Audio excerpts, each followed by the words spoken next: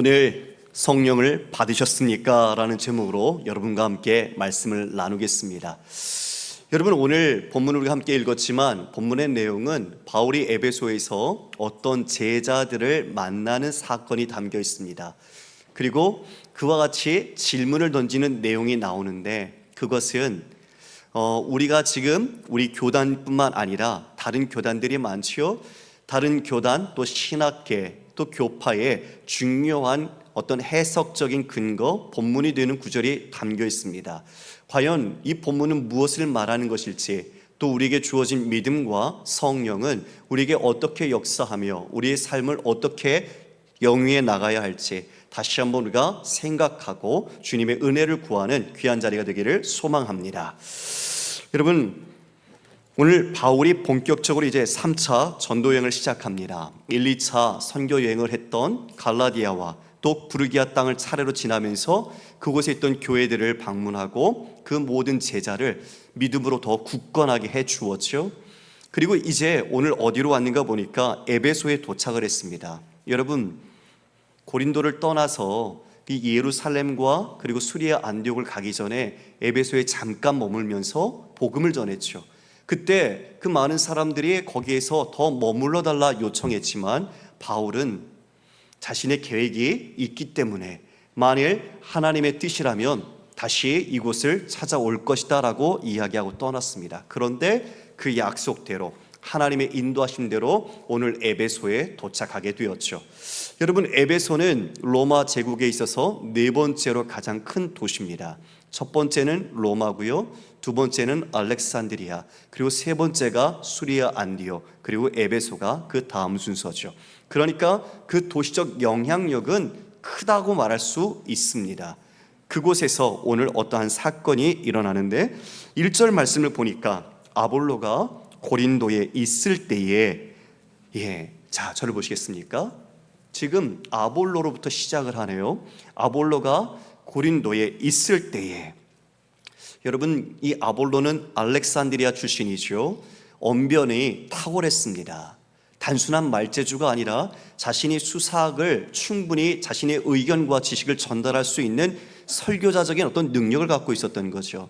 게다가 성경에 능통했다. 그것은 구약 성경에 대한 해박한 지식을 갖고 있었던 사람입니다. 그런데 그가 제한된 약점, 배우지 못한 것이 하나 있었죠. 그가 요한의 세례, 즉 회개의 세례까지만 알고 있었던 겁니다. 브리스길라와 아굴라 부부를 통해서 바울에게 그리스도의 온전한 복음을 배운 그 부부는 그 아볼로에게 그 복음을 가르쳐 주었고, 아볼로가 지금 어디에 있다고요? 고린도에 있다고 말합니다. 고린도는 바울이 먼저 있었던 곳, 브리스길라와 아굴라가 있었던 곳인데 지금 그들이 다 떠나왔잖아요. 어쩌면 공백처럼 되어 있는 그 고린도에 누가 가 있어요? 아볼로가 가 있습니다. 여러분, 묻습니다. 바울과 그리고 지금 아볼로가 일면식이 있는 관계가 있는 사람입니까? 아니에요. 일면식도 없는, 관계가 없는 사람이에요. 그런데 지금 이 바울이 전한 복음이 브리스길라와 아굴라 부부를 통해서 아볼로에게 전해졌고, 지금 아볼로가 어디에 가 있어요? 고린도에 가 있습니다. 고린도에서 주의 복음, 예수가 그리스도라는 복음으로 그 믿음의 형제들을 더 일깨우며 성장하고 있는데 힘쓰고 있었던 거죠. 참, 이런 거를 읽을 때마다, 하나님의 이런 일하심을 볼 때마다 놀랍습니다. 하나님의 섭리가 어찌 이리 정확한지.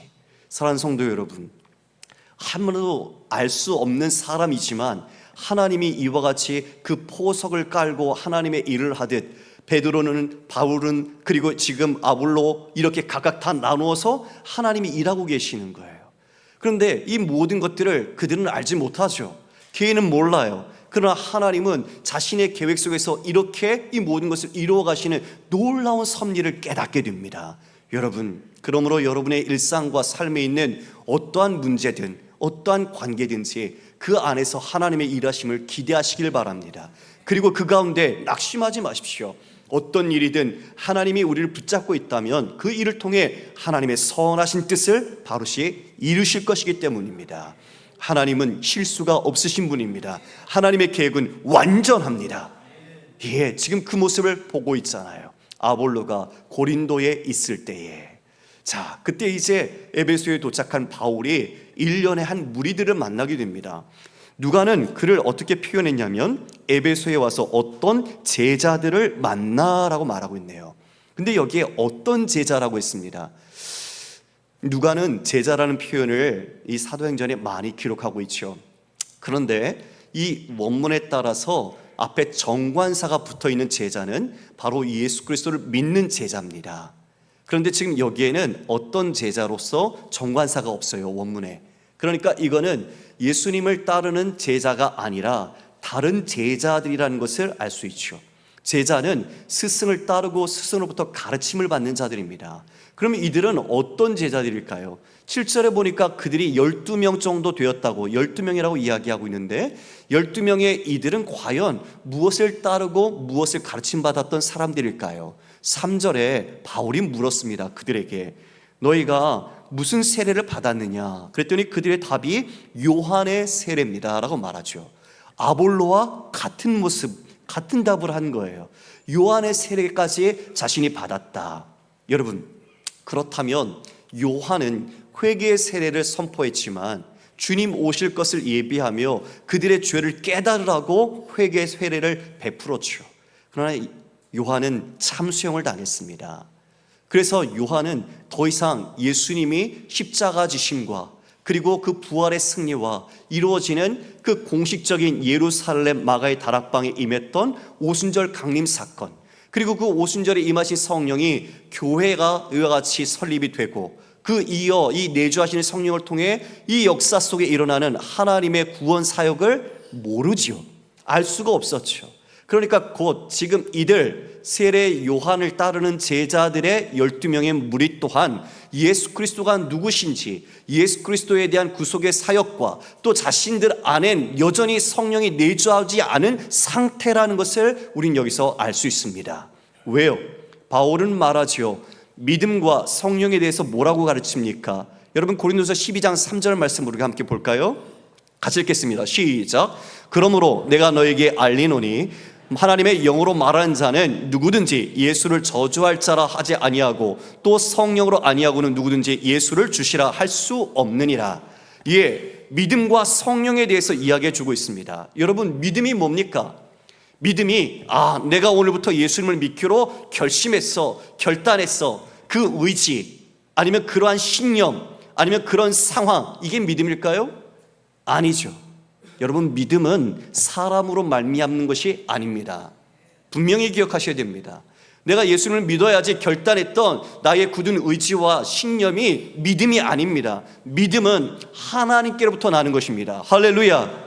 믿음은 하나님께서 하시는 사역이고 하나님이 우리에게 주시는 선물입니다. 그래서 우리는 자랑할 수가 없습니다. 여러분, 그래서 우리는 어떤 이데올로기나 사상이나 신념을 우리의 믿음으로 착각해서는 안 됩니다. 그런 신념과 그런 사상은 내 상황, 컨디션에 따라서 믿음이 들쭉날쭉 달라지죠. 그래서 그건 믿음이라고 할 수가 없어요. 믿음은 하나님께서 우리를 설득하셔서 우리 안에 들어오시는 사건입니다.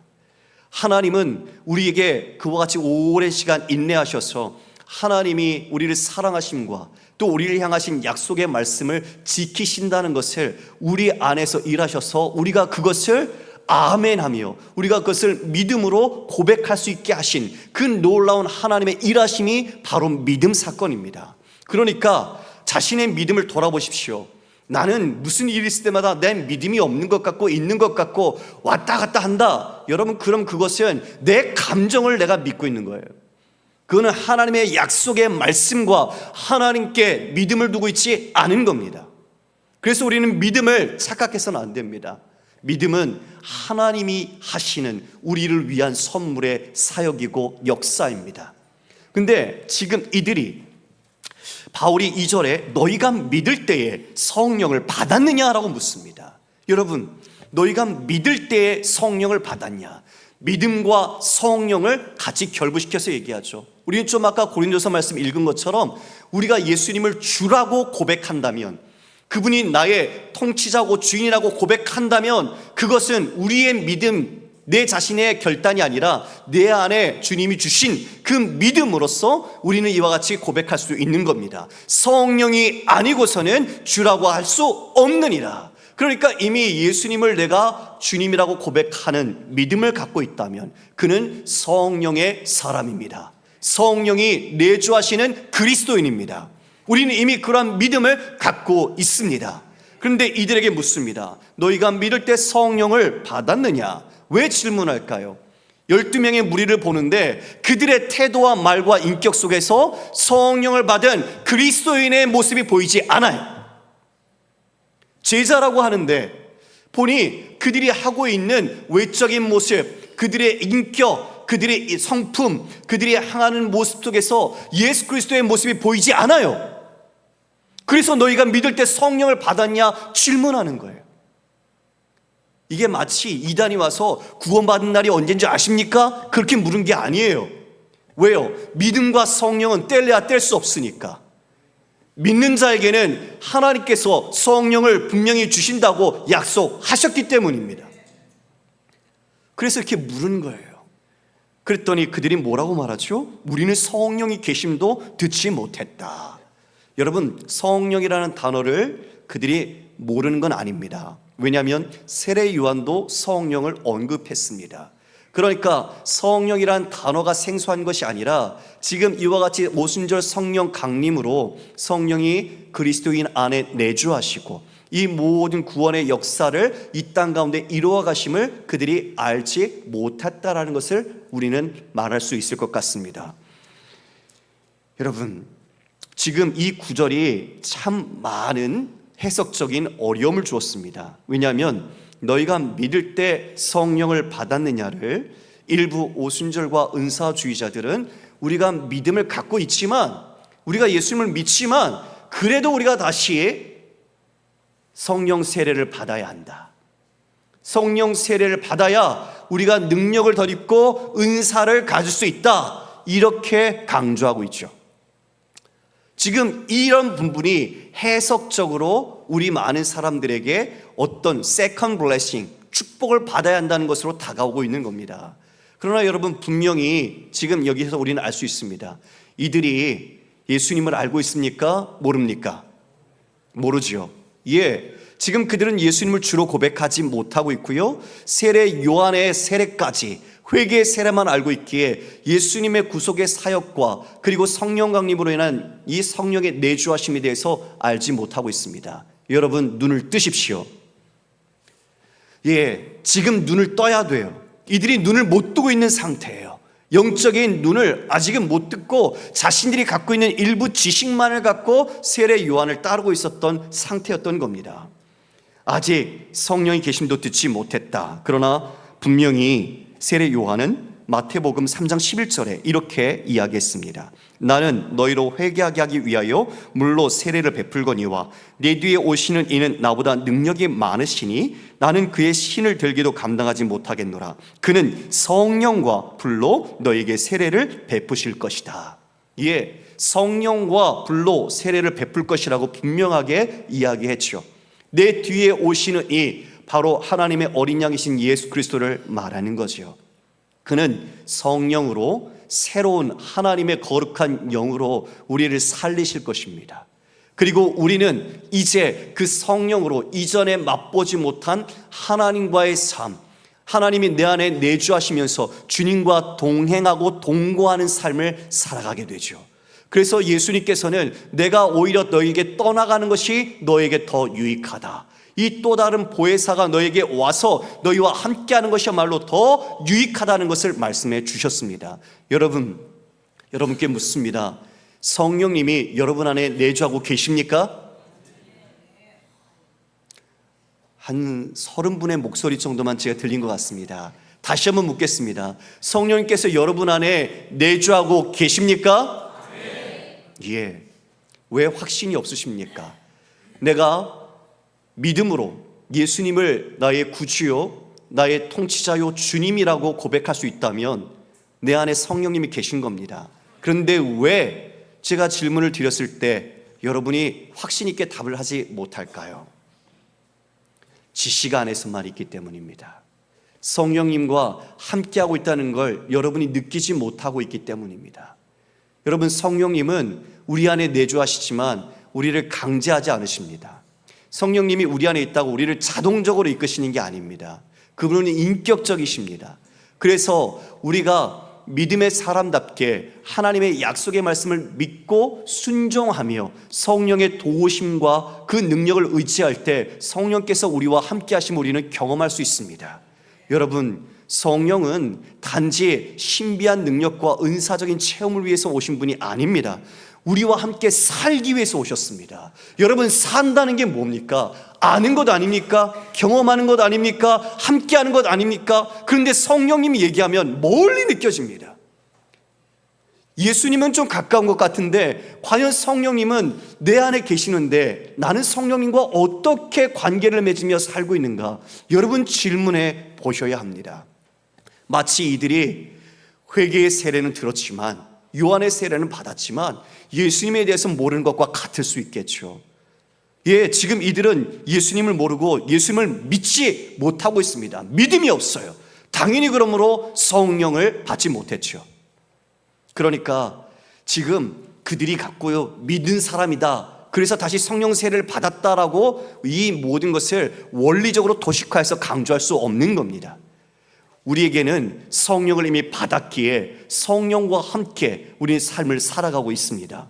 자, 성령을 너희가 듣지 못했다, 계심도 알지 못했다, 이렇게 이야기하는 순간 3절에 이렇게 말하죠. 바울이 이르되 그럼 너희가 무슨 세례를 받았느냐? 대답하되 요한의 세례입니다.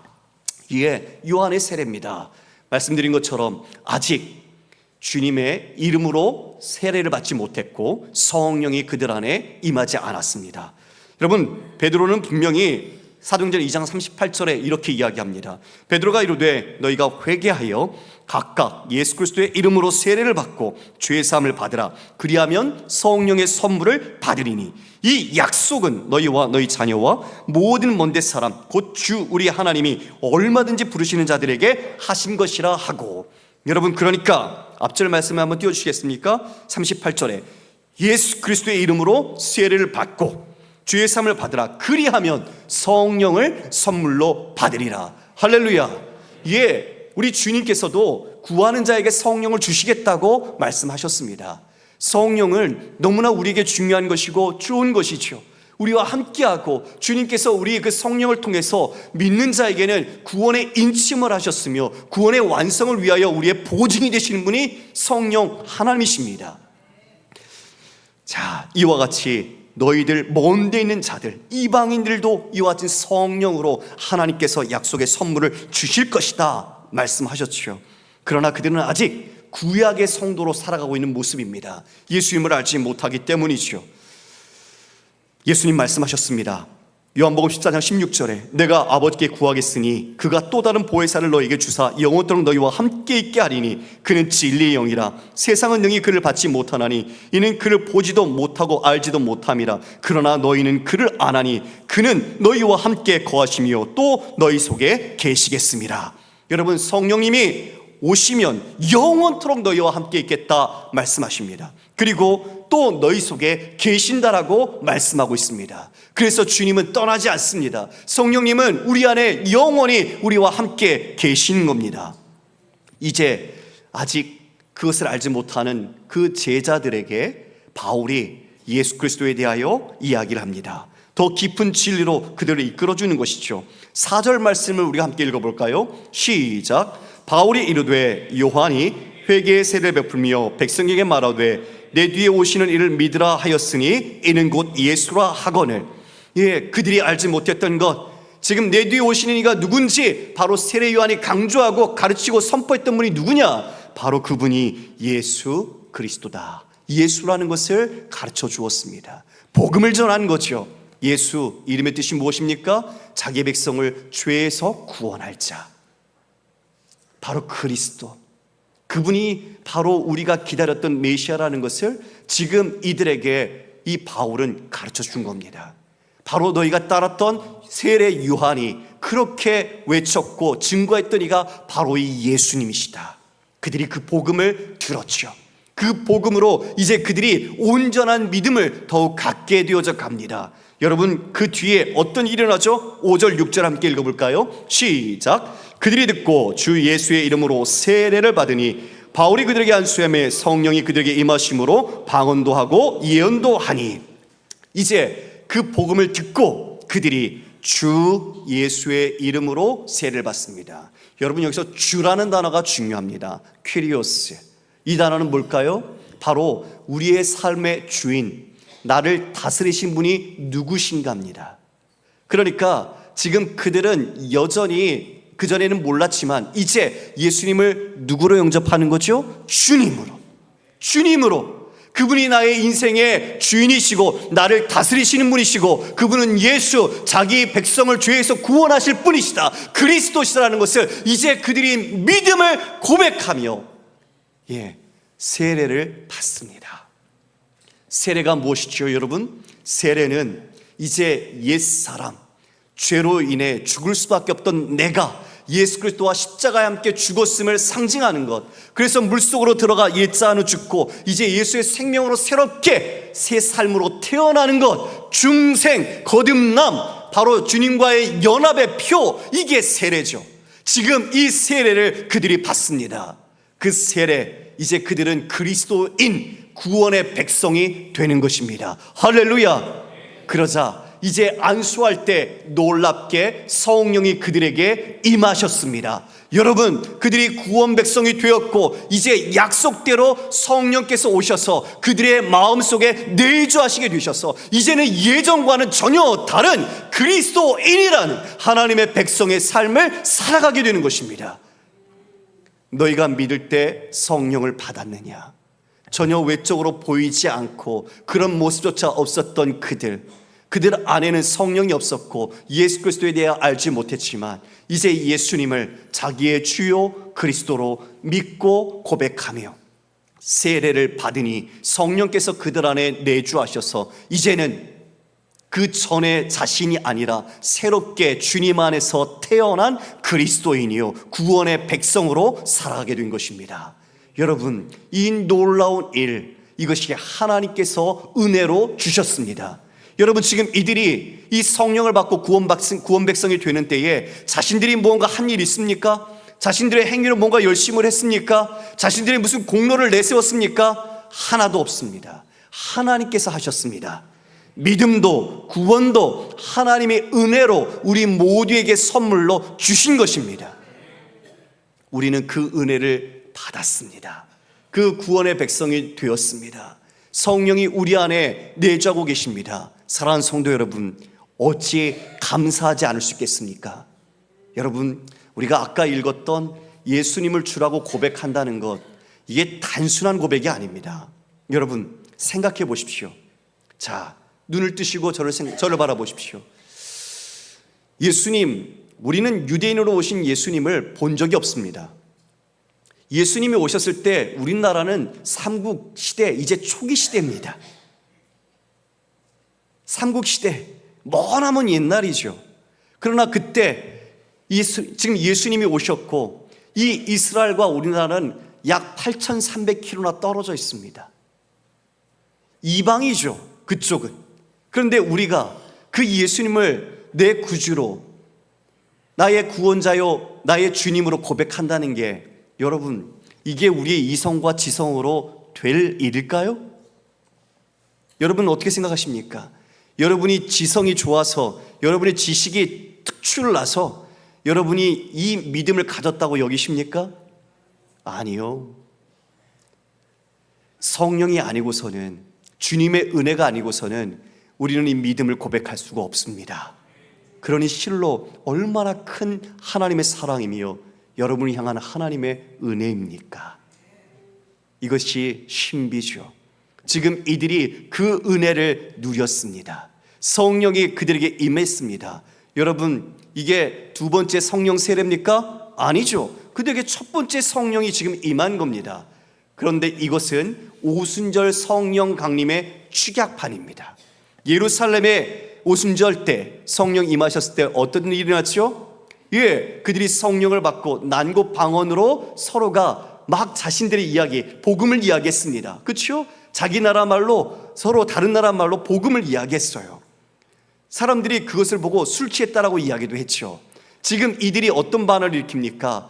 방언을 합니다. 그리고 예언을 합니다. 자, 은사를 나타내는 거죠.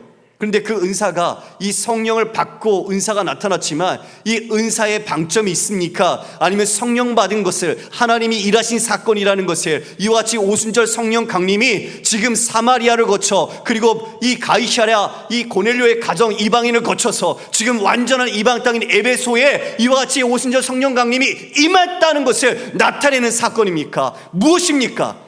이에 바로 성령이 임하셨다는 것, 하나님이 이와 같이 일하셨다는 것, 이와 같이 이 에베소 이방 땅에도 하나님의 교회가 성령으로 말미암아 세워지고 이루어지고 가고 있다는 것을 하나님께서 증거하신 것입니다. 우리는 이것을 바로 알아야 됩니다. 그래서 우리는 또 다른 성령 세례를 받을 필요가 없습니다. 이것을 받아야 축복을 누리고 능력을 더 있는 게 아닙니다. 이미 이들은 믿지 않는 자였으나 이제 예수 그리스도를 구주로 영접한 뒤에 믿음과 세례와 성령이 함께 주님의 은혜의 역사로 일하심 가운데 이들이 이 놀라운 고백을 이제 방언으로, 그리고 예언으로 하고 있는 것이죠. 하나님이 하셨다는 것을 이 방언의 찬양처럼, 그리고 하나님의 이 일하심을 그들이 그 말씀을 예언처럼 설명하고 있는 것입니다. 그 오순절 임했던 역사가 지금 이곳에서 다시 드라마틱하게 재현된 것이죠. 사도행전은 과도기적인 모습을 보입니다. 여러분, 베드로와 요한이 사마리아에서 사람들이 복음을 듣고 놀라운 하나님의 일이 일어난다는 듣고 갔을 때에 그들이 안수했을 때 그들이 성령을 받았습니다. 그러나 가이사랴에 있는 고넬료의 가정에 갔을 때는 하나님의 말씀을 증거할 때 그들이 성령을 받았습니다. 그러니까 우리가 마치 수학 공식처럼 이렇게 세례를 받아야, 그렇고 이와 같이 세컨 블레싱을 받아야 능력이 있다고 우리는 말할 수가 없습니다. 그렇다면 우리는 무엇을 추구해야 될까요? 성령 세례가 아니라 우리는 지금 이미 우리 안에 성령님이 계시는데 우리는 성령의 충만함을 구해야 합니다. 할렐루야. 성령 충만함, 이건 뭐 마치 컵에 물을 채우는 것 같은 그런 걸까요? 아니죠. 성령 충만이라는 단어는 우리를 다스리시고 우리를 통치하시는 것을 말합니다. 그러니까 우리가 누구를 따를 것이냐, 누구의 다스림 아래서 우리가 순종할 것이냐가 바로 성령 충만입니다. 에베소서 5장 18절 말씀에 술 취하지 말라, 이는 방탕한 것이니 오직 성령의 충만함을 받으라. 여러분, 성령 충만하지 않으면 우리는 무엇으로 충만할까요? 다른 것으로 우리가 지배당하고 있다는 것을 깨달아야 되겠죠. 그래서 우리의 성령 충만은 우리가 빼놓지 말고 구해야 할 기도 제목입니다. 성령 충만하지 않으면 우리는 다른 것을 따라가게 되고 또 우리는 그 안에서 시간과 우리의 힘을 낭비하게 될 것입니다. 사랑하는 성도 여러분, 말씀을 맺습니다. 이 성령의 충만함, 그리고 성령의 이 은사는 사람들이 황홀경이나 신비로운 체험들, 어떤 특별한 경험들, 이것을 추구할 때가 있습니다. 은사주의자들이 그렇죠. 그러나 성령의 권능과 충만은 무엇으로 향하게 될까요? 사도행전 1장 8절에 성령이 너에게 임하시면 너희가 권능을 받고 예루살렘과 온 유대와 사마리아와 땅끝까지 이르러 내 증인이 되리라. 여러분, 누가 된다고요?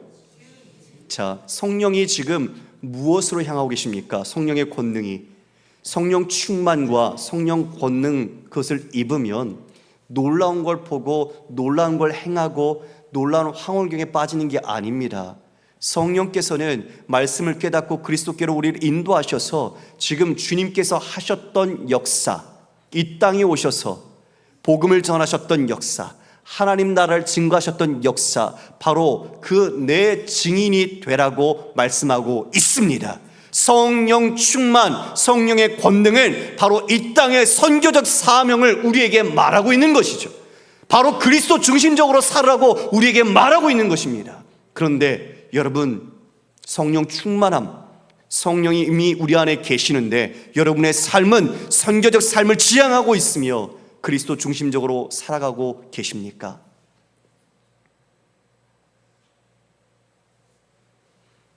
성령이 내 안에 계시는데 성령과 더불어 여러분은 무엇을 구하고 계십니까? 주님께서 우리에게 성령으로 함께 임하신 것은 지금도 이 땅에 오늘 나온 이 회개의 세례밖에 모르는 사람처럼, 아니요, 어쩌면 이 자리에 앉아 있지만 여전히 성령도 모르고 예수 그리스도 모르는 사람들에게 다시 복음을 전하라, 복음을 들으라, 그리고 그 들은 복음을 나가서 전하라, 우리에게 요구하시지 않을까요? 성령 충만함이 너희가 믿을 때에 성령을 받았느냐라는 질문처럼, 우리가 성령을 받았지만, 성령이 우리 안에 내주하지만 다른 사람이 우리를 볼 때 우리의 성령이 계신 모습이 드러나지 않는다면 우리는 과연 그리스도인이라 말할 수 있을까요?